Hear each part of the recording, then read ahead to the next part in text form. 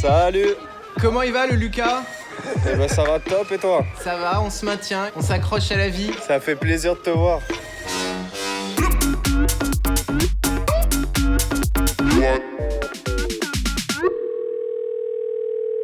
T'es où? Tu fais quoi? Là on est dans le 20e, on est rue de Servant. On est sur le petit square là pour l'entraînement. Eh, tu sais quoi? Coach-moi et à travers moi, tous ceux qui nous regardent, les 3-4 exercices un peu fondamentaux qu'on peut faire tous les jours à la maison. Essaye de venir comme ça. Et là tu remontes tes jambes en croisant ici. Et tu m'en fais 150 comme ça. Tu viens ici et tu vas faire des tractions dorsales. Une petite vingtaine comme ça tous les jours, c'est parfait. Le bon truc, ça muscle tout le corps, ça s'appelle les burpees. Ça donne ça.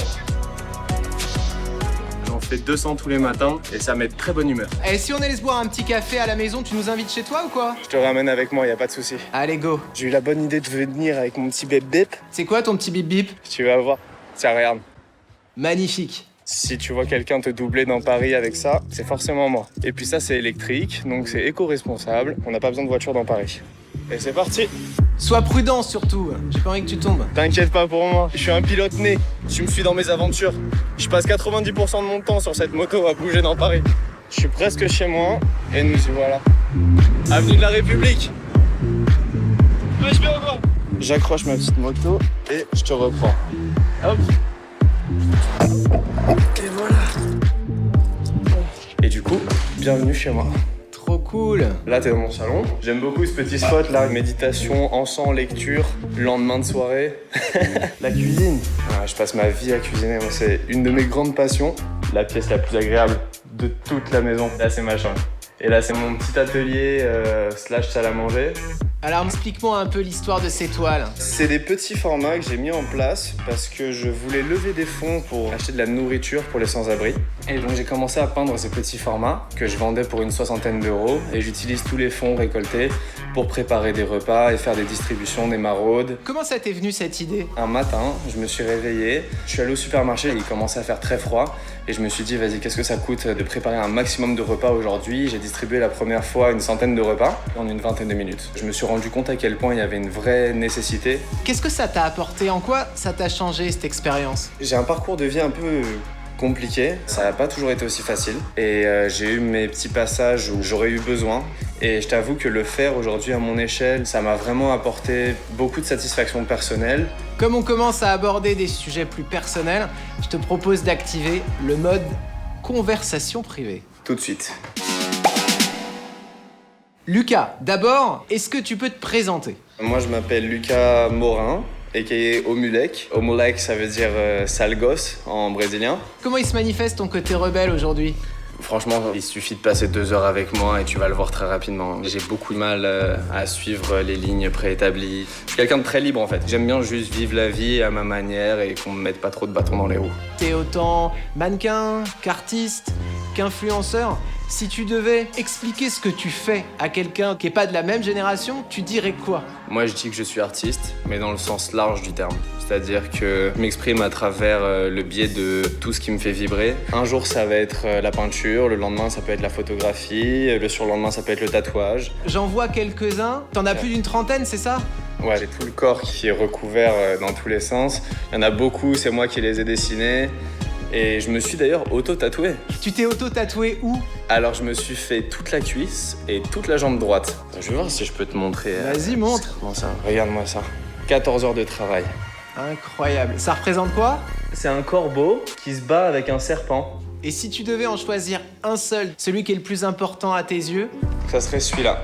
Parce qu'il est fait pour ma mère, qui est malheureusement décédée depuis quelques années maintenant.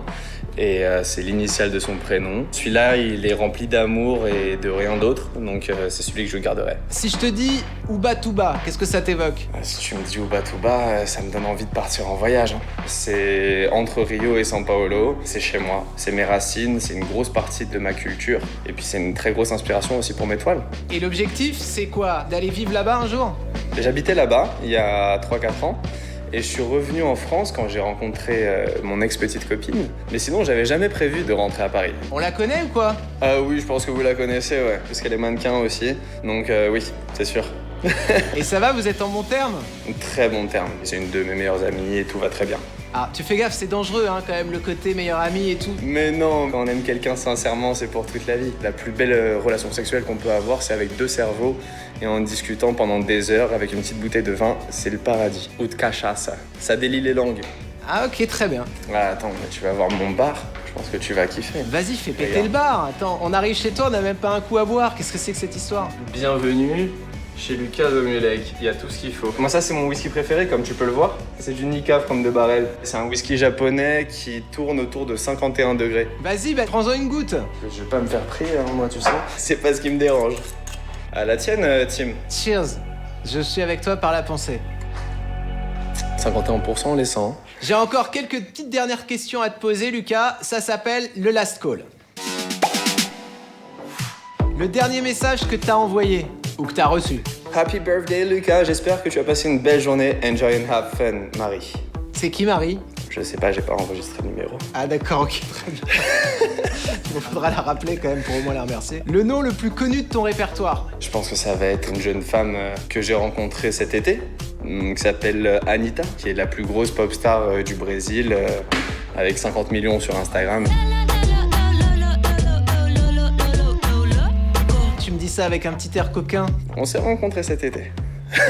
Il y a un truc qui est passé, quoi. Elle a glissé dans mes DM et on s'est rejoint en Croatie, on a passé des vacances sympas, c'était super cool, très très bonne expérience. Et justement, l'emoji que tu utilises le plus quand tu dragues une fille? Moi je suis un mec de la flamme, la petite flamme. C'est très versatile, ça me définit bien. La personne que t'appelles le plus en soirée, genre après quelques whisky ou quelques cachaça? Quand je suis en soirée et que je picole un petit peu, je commence à tout trouver incroyable. Donc je vais souvent appeler mon meilleur pote pour lui raconter des trucs dont il n'a rien à foutre. Le son le plus cool que t'as dans ton téléphone? Ça va être un son d'un rappeur russe que j'ai découvert dans un Uber qui s'appelle Fendi. Genre tu peux pas kiffer ça. Mais dis donc, t'as gardé ton petit whisky, toi? Ouais bah c'est toi qui m'as lancé, hein, c'est pas de ma faute. J'ai à peine suggéré l'idée, mais je vois que tu t'en es bien emparé. Y a pas besoin de beaucoup suggérer avec moi.